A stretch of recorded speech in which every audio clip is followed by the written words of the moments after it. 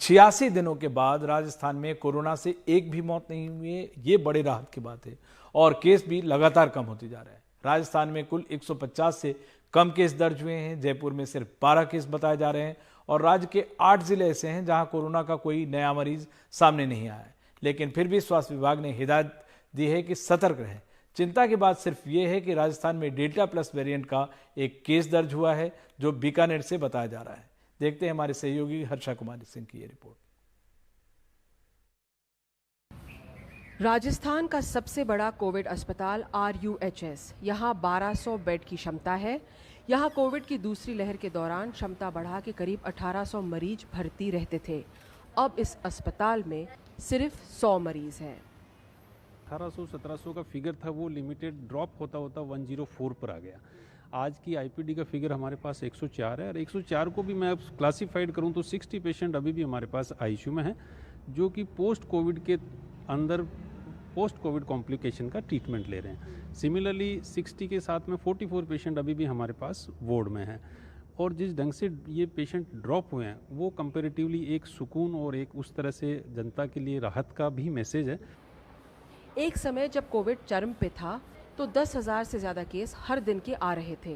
प्रदेश में कुल मौतें 8,905 हुई हैं, लेकिन अब एक भी मौत नहीं होने से लोगों ने राहत की सांस ली है। एक समय में जयपुर के सबसे बड़े कोविड शमशान में चिता जलाने के लिए कतार में लगना पड़ता था, जहां आज एक भी चिता नहीं जल रही है। पिछले 2 महीनों के अंदर कोविड की इतनी बोलियाँ आती थी, एक एक दिन में 30-30, 40-40, 50-50 बोलियाँ आती थी और इस समय हफ्ते में 1 या 2 बोलियाँ।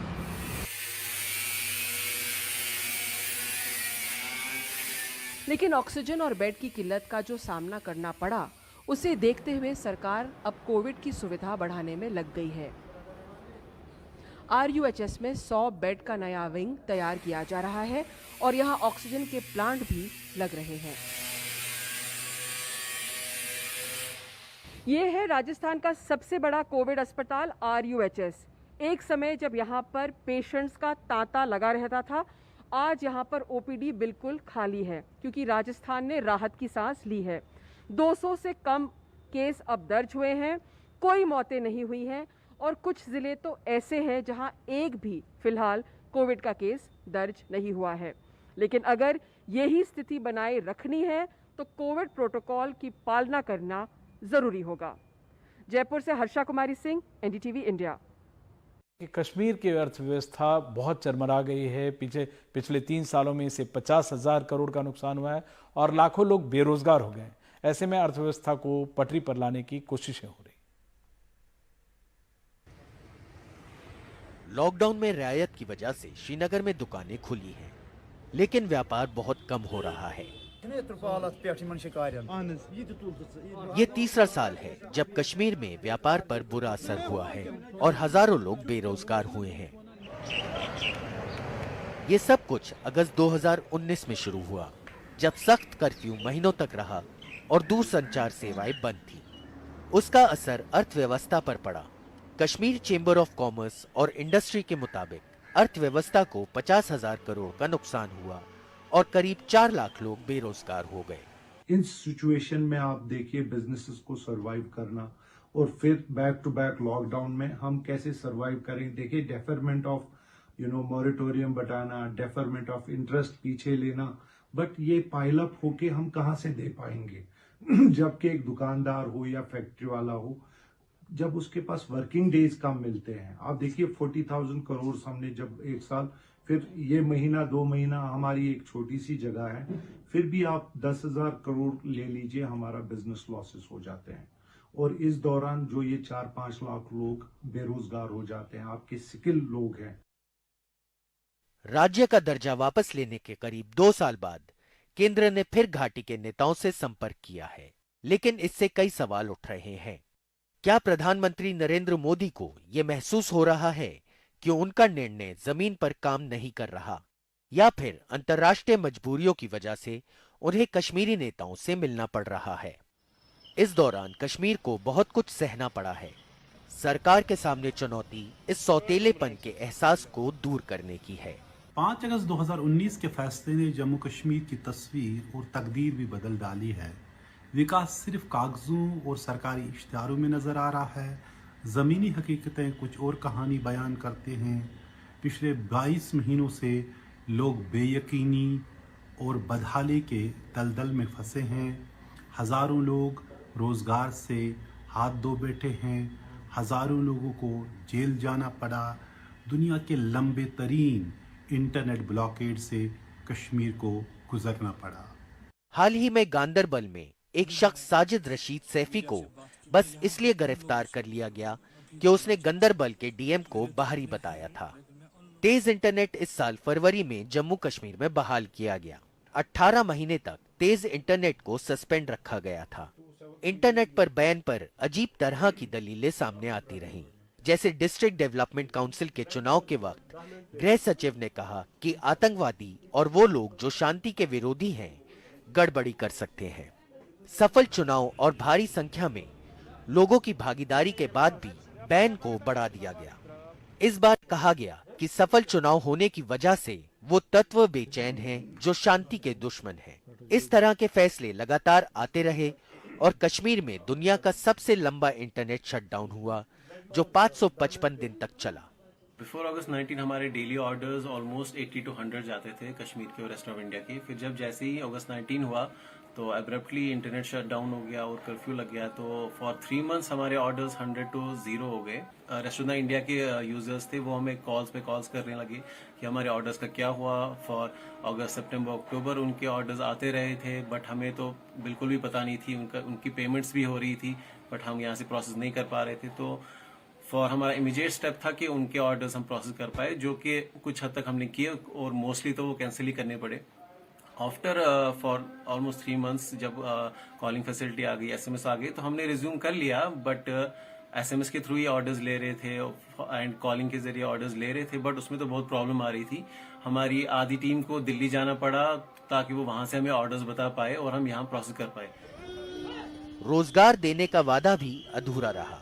पिछले 2 साल में सरकार ने सरकारी नौकरों के लिए फॉर्म भरने वालों से 54 करोड़ रुपए लिए।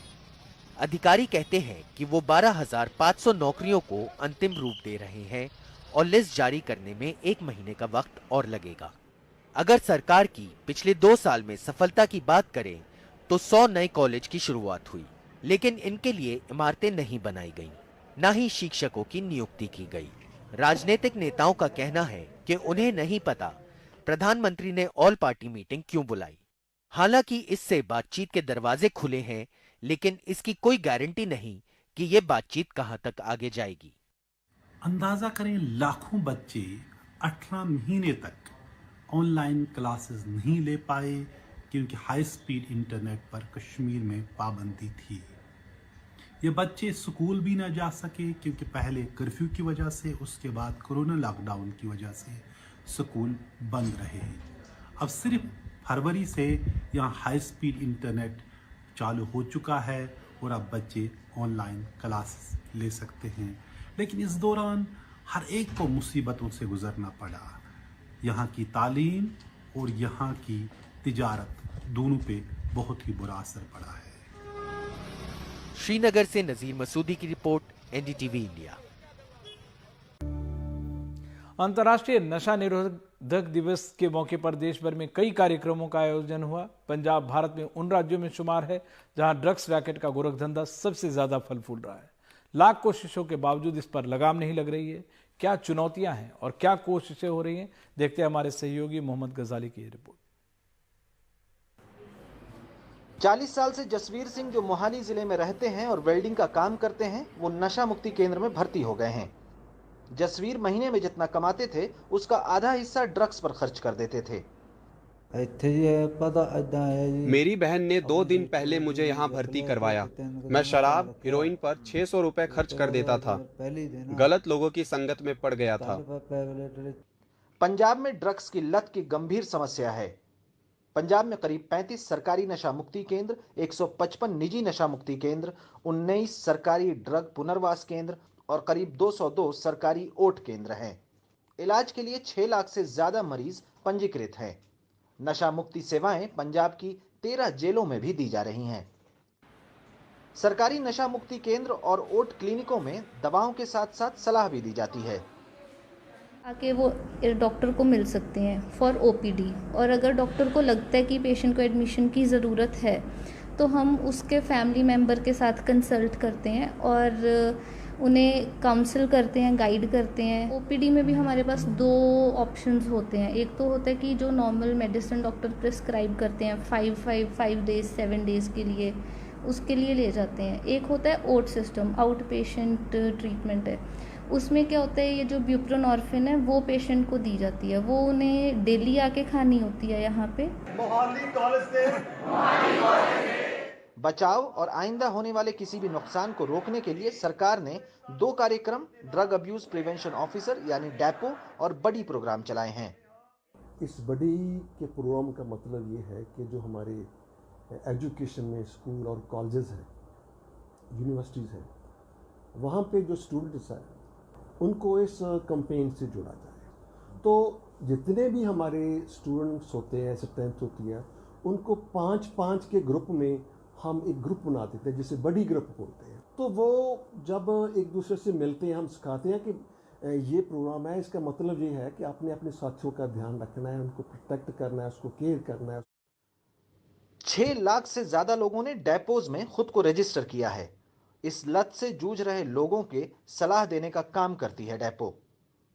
बड़ी प्रोग्राम 6ठी कक्षा और उससे ऊपर के छात्रों के लिए चालू किया गया है। राज्य के 37 लाख स्कूली बच्चों ने करीब 7 लाख से ऊपर बड़ी ग्रुप बनाए हुए हैं।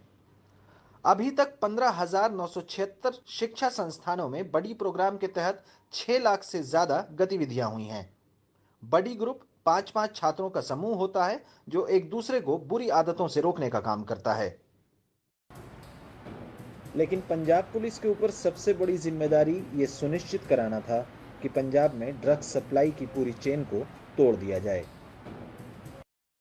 अप्रैल 2017 से 20 जून 2021 तक करीब 47,000 से ज्यादा मामले दर्ज किए गए हैं। इसी तरह नशे के आरोपी 61,000 से ज्यादा लोगों को नशे के आरोप में गिरफ्तार किया गया है।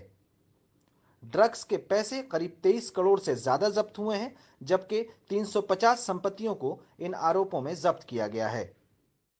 ड्रग्स हमारे because we are affected. Punjab is unfortunate that it has a 550 kilometer live border with Pakistan, and that is we are on the route, transit route so to say, of drugs. We are affected by geography and we have this long border.